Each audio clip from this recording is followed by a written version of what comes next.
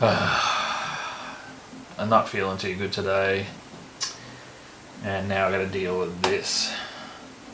My probably second most disliked type of computer, Alienware. No! No!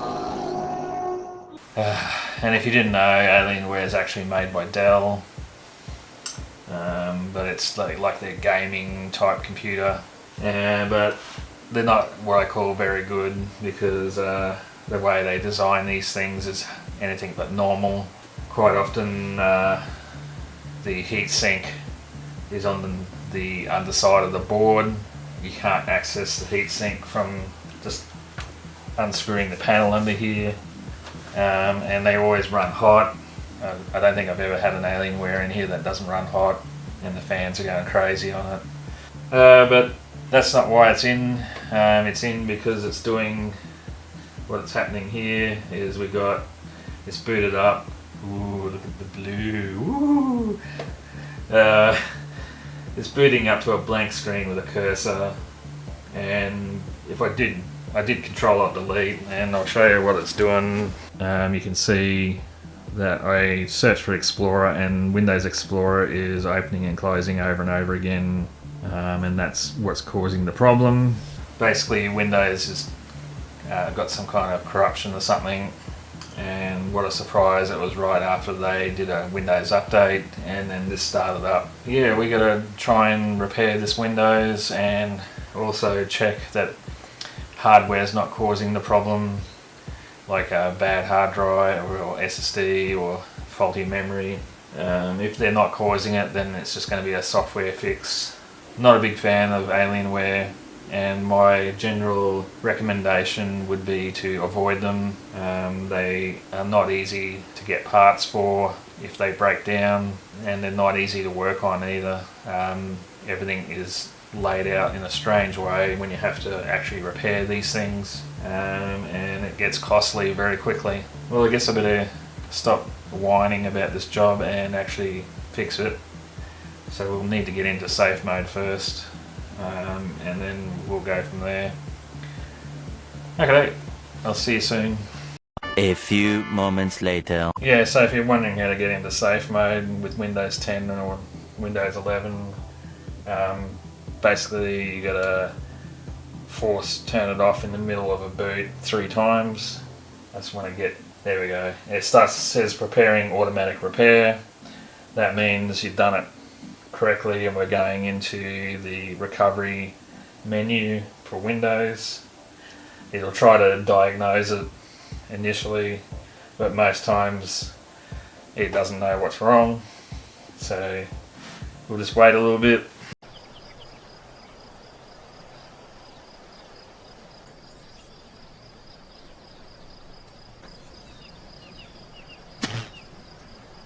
Alright, here we go. It says your computer didn't start properly. Oh, what a shock. So instead of going restart, we'll click on advanced, and then you can continue onto Windows, which there's no point because Windows ain't working. Use a device, well, no, we're not going to do that. Or troubleshoot, so we'll go to troubleshoot. We don't want to reset the PC, no. We don't need to do a factory image, no. We'll go to advanced, and you can try running startup repair. Sometimes that fixes the problem, but I'm not going to even bother with that. I'm just going to go to startup settings, and then I'm going to hit restart. And what will happen now is it'll give you options on what to do next when it boots. Okay, and you've got 1, 2, 3, 4, 5, 6, you know. What we want to do is safe mode, which is number 4. And we'll go into safe mode, and we'll see what happens in safe mode. Generally a computer that works fine in safe mode, the problem will be a driver or something like that is causing the issue. If it does the exact same behavior again, it usually means that Windows itself has an issue, or there's a hardware issue, and it's looking like it's doing exactly the same thing. Yep, exact same thing. We got a cursor, blank screen, and a little blue spinny circle. So yeah, Windows has got some kind of damage. So yeah, this is not going to be an easy fix.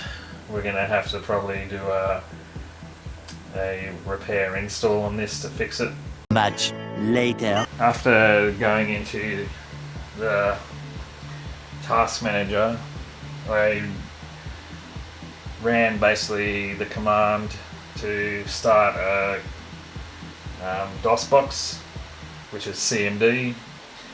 And there's something weird really going on, because when I'm typing it's not registering I'm typing sometimes. I'm having to do it over and over. But I did finally get it to launch the DOS box, and then I typed sfc/scan now, and I had the same problem trying to type and it's not registering, but I finally got it on.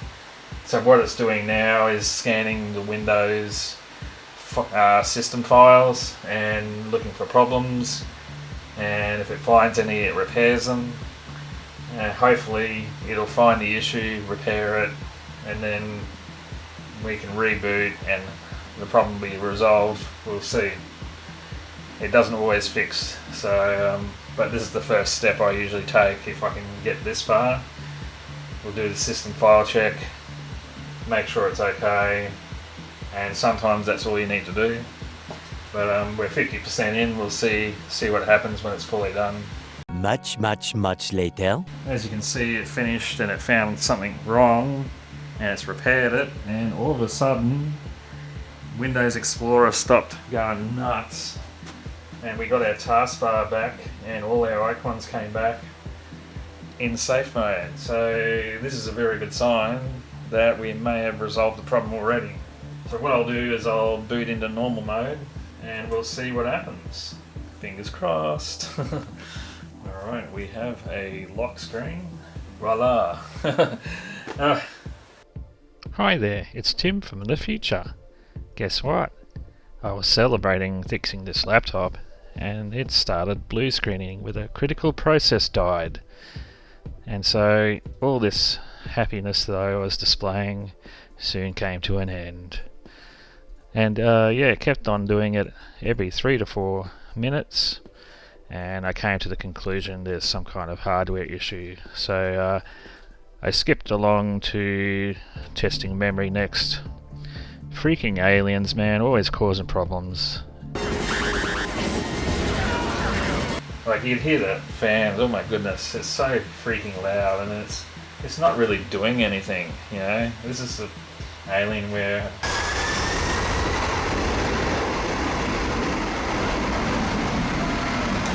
I bet you if I bring up the temps it's going to be shocking, but we'll go into that a little bit later.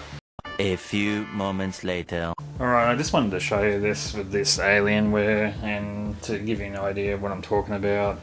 To actually change your RAM and hard drives and stuff, it's actually not too hard. It's just got this panel and it's got 1, 2, 3, 4, 5, 6, 7 screws that you remove, and then it just pops off. And then I'll just lift this up. This thing's so heavy. Then you can actually see your RAM, your hard drive, your SSD, Wi-Fi. Yep. Yeah, so that looks all really cool, and you think, oh, that's great to work on. But if your heat sinks and your fans get really dirty and you need to redo the paste, you can actually see the mounts here. You have to get this extra paneling off, and it doesn't come off as straightforward as you would think. You have to like pull apart nearly the whole freaking laptop just to get into the heatsink. So it's one of the reasons why I don't like them, and to pull them apart they're not very user friendly at all. I think what's wrong with this laptop is the memory, but I'm going to run a mem test first. But I just wanted to show you sort of some of the Alienware dramas that I have when I have to work on these things. I actually weighed this thing on my scale, and it's 4.4 kilos.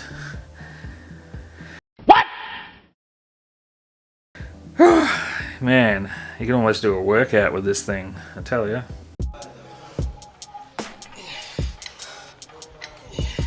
So yeah, what I've done is I've created a Memtest 86 USB stick, and that is a bootable USB stick, and then I've just hit F12 for this particular laptop, which gives us a boot screen, so we can choose what we want to boot from, and then you'll see, I'll zoom in a little, what I need to do is boot from that USB to UEFI SanDisk, which is my stick, and we'll hit enter, and that will start the boot up from that stick.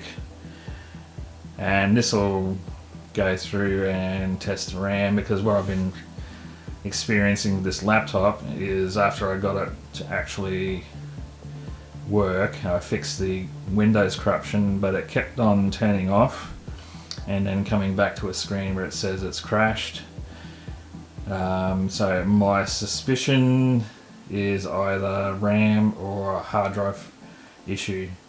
So I'm going to start with RAM, and see if we find anything bad.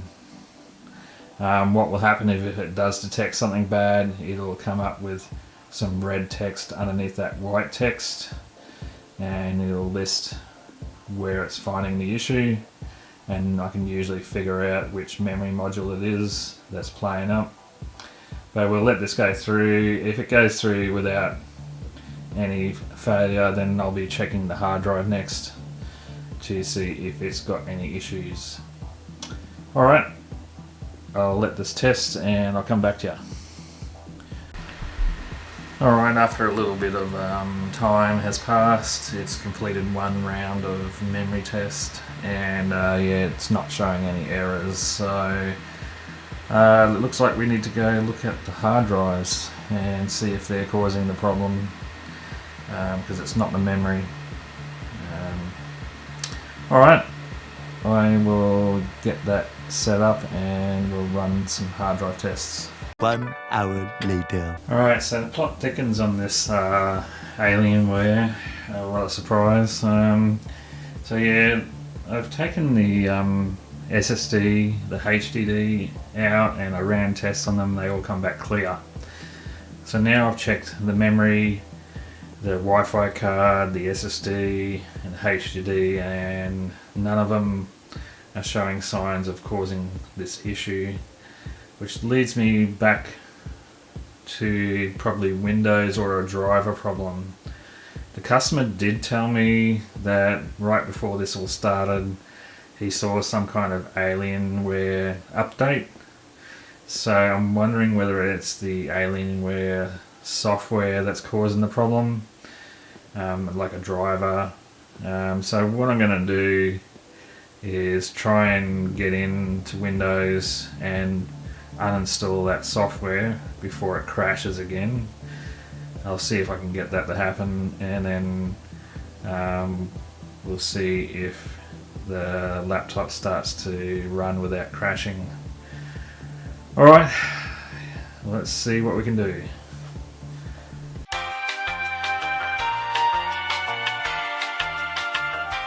Alright everybody, I'm back, and this is like probably a day and a half later. It's taken me that long to figure out what's going on with this machine. In the end, it was a Windows issue. I tried testing the memory, found nothing wrong. Tested the hard drives, found nothing wrong. Replaced the drive, and copied their data onto a new drive. Still did it. Just kept blue screening with critical process died. And then eventually I just gave up and rang the customer and said, look, I want to try doing a fresh install of Windows, and he said, yep, that's fine, because I don't think I've got anything on there I need. So I went ahead and did that, and lo and behold, the computer's now stable. So I even tried to use special tools to repair their windows and it still wouldn't work. So in the end, there was just something wrong with Windows, and no matter what I did, it wasn't going to come good. Yeah, sometimes you just have to reinstall Windows. There's just no way around it, but I try to do it as a last resort because it is quite inconvenient having to reload all your software that you've had on there to get it back to normal. But yeah, it's now stable, runs well.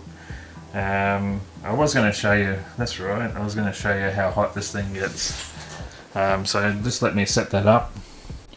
Alright, I got you positioned to have a look at the temps using Ada. Currently it's idling around about 56, and I would consider that a bit of a high idle, but when it comes to Alienware, this is pretty normal. I'm going to fire up the stress test.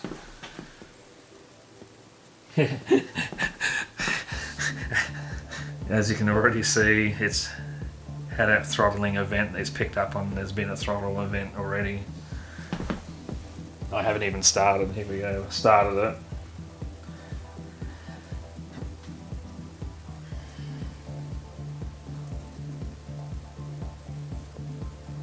Alright.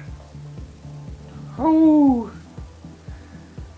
So, I don't know if you can see it very well, but one of the cores is running at 91 degrees.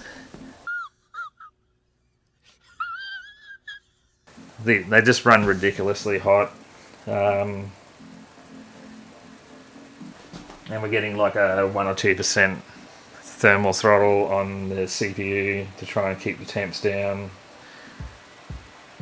Now the fans are starting to kick in and the temps are still a couple of cores in the 90s, starting to come down to like 87, back to 90. Yeah, they're not very well designed, these things. They always run hot. I don't think I've seen an Alienware that doesn't run hot.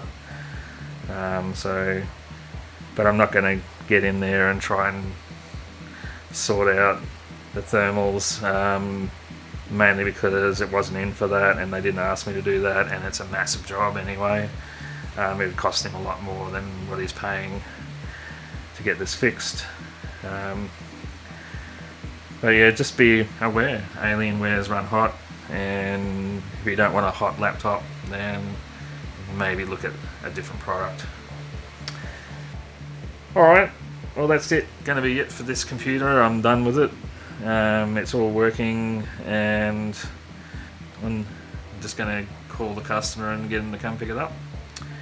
So until the next video, have a good day.